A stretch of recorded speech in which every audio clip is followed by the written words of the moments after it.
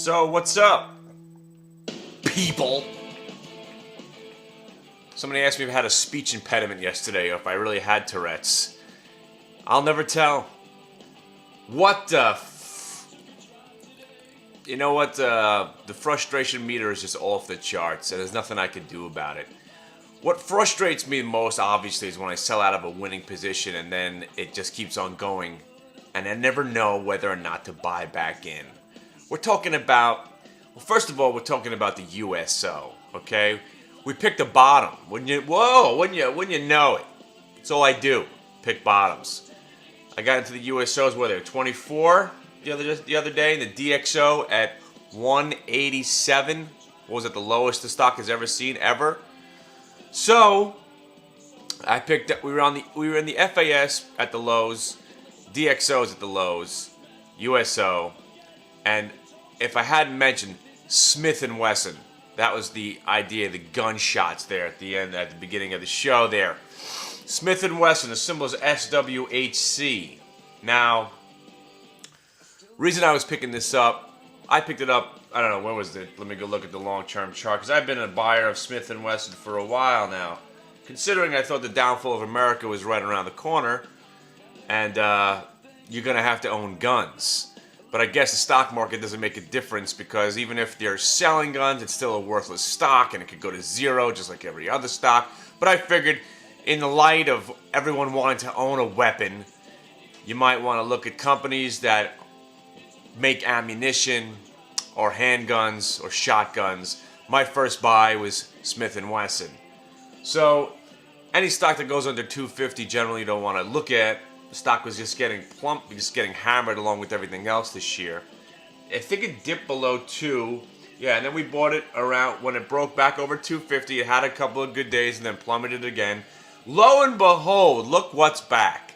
And like I say a million times, you have to be in the chat room. I couldn't be more blatant about the Smith & Wesson call. I was just typing SWHC over and over and over again the other day, saying, get in, under 3. Oh, actually, no, it just broke over $3. And I said, look, it's probably going to try to test that top of the range, which was 330. And once it broke 330, actually made it up to $4, I think, yesterday. Smith & Wesson. Sometimes ideas work out exactly how you think they're going to work out. Pessimism running wild by a gun company. It worked out. So the stock market firmed up. What does that mean? Oh, suddenly there's an increase of demand for oil. Makes no sense. It shouldn't run in comparison to the stock market. People feel better about the stock market, so therefore the price of oil should go up. Makes no sense, but that's what's been happening. As the stock market gets stronger, the price of oil gets stronger. Shouldn't run together at all. It should be based on the laws of supply and demand. Remember that?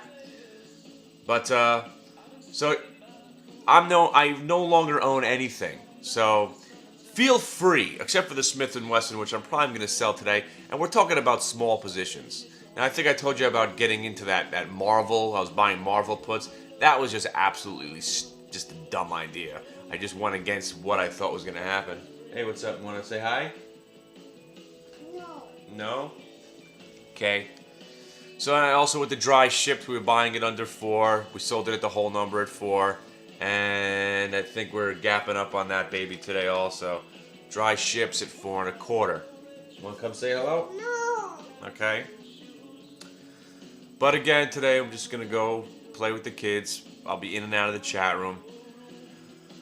Oh, yeah. See, I try to keep the only way to keep sane is just to hide away in your own sanctuary, basically. The frustration of the market is it's almost making me want to cry. Because even when I pick nice entry points, and I'm not trading big lots anymore, so even if I would have held on to it till today, we're not talking about a lot. I had a couple thousand shares of the DXO because I figured if it goes to 0, what am I losing really? And with the dry ships, same kind of thing. But I really, really wanted to own some USOs because at least those move a little bit more than the DXOs when you're right about the price of oil. But we should be talking to Trent over at globalfutures.com if you want to open up a futures account. Globalfutures.com. I got to edit down his interview. We talked about oil. We talked about gold. Yeah. So, yeah. That's why I say you come to the chat room and give out these gems like stocks that go up 50, 60%. Oh, and I was telling you by the Baidu also. That had a nice move. We were looking at what were they? March 150 calls were 450 when the stock was finally looking like it was going to break back into the 140s. You could have made about 50 or 60% of your money on those in a day and a half. So, like I said, I'm on fire, all right? I'm shooting fire from my fingertips. I'm blowing down buildings. You know why? Because I'm not making any money. When I tell people what to do, I'm a fucking genius. Nobody's better than me. I'm unstoppable, heralded. I should be carried around on the shoulders of all the broken backs of all the Wall Street executives that think they know what they're doing. Okay? Because obviously it's been proven that nobody knows what they're doing.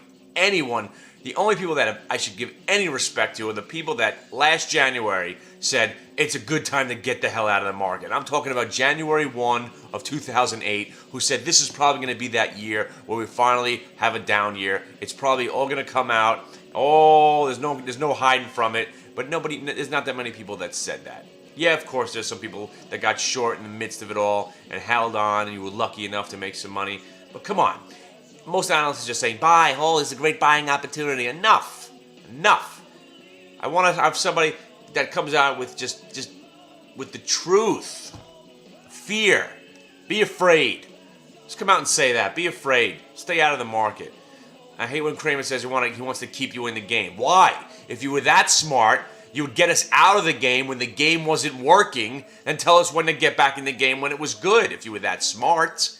That's what I'm getting sick of that show. Everyone, I don't watch it as much as I do. But people, hey, booyah! Boo-boo-boo-boo-boo-boo! That's a great stuttering booyah! These are staged callers. You can't be that excited to be talking to Cramer anymore. Every time I called him, here I am on TV, never once did I booyah. Hey, what's up? It's Jefferson from New York. That's all I would say. Here's the stock I want you to look at.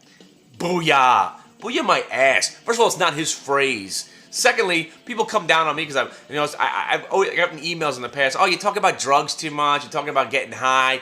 That's not very constructive. It's not very good to let people know about that. But meanwhile, if you know, booyah and ski daddy are drug terms. I think I've let you on to that concept enough. But come on, there's got to be stage calls. You can't be that excited to be talking to Jim Cramer at this point. Because at 14,000, the party was just getting started. Remember that call? The party was just getting started. He explained the concept of buying high and selling higher. Remember that? And then at 8,000, he said, well, if you don't have 5 years to let your money sit, you might want to get out of the market. So somewhere in the middle there, he was pretty wrong. And if you read the Barron's article, it's pretty much investigating him to the point where the stocks that he recommends go up a week and a half prior to the show, and then they immediately go down a day after all his morons get in that night, and then it just subsides and goes to nothing. Read the Barron's article. You'll learn a little bit about something. So come to my chat room. It's free. It's nothing. Just come here. We're hanging out. We're talking about good ideas, and you're going to make money. And when there is a subscription, let's say we're going to be probably charging $30 a month, $300 for the year to get the full subscriber. You're going to get the newsletter. You're going to get Monday through Wednesday. You're going to get live audio all day. You're going to know exactly what we're doing. Plus, you're going to be knowing what all my other guys are doing also. I have 4 or 5 guys that I talk to that I trust on the street. When they get recommendations, I'll tell you what they're looking at, and we'll have a whole network. If you can't make $300 over a year's time, even if you're trading 5 shares, if you can't make $300, then then don't subscribe and just watch it for the entertainment purposes. But seriously, if you can't make $300, I mean, right here on the USO, the FAS, the MET, the HIG, anything I sold on Monday, you would have made money on. So, I mean, it's like fire. I'm Satan right now. Breathing fire. I'm so hot. But yet I'm a wallowing douchebag sitting in my house. It's I don't know what the word is. The ironic, I don't know what it is. The irony of it all. It's just, I'm trapped in a vortex of fucking pain.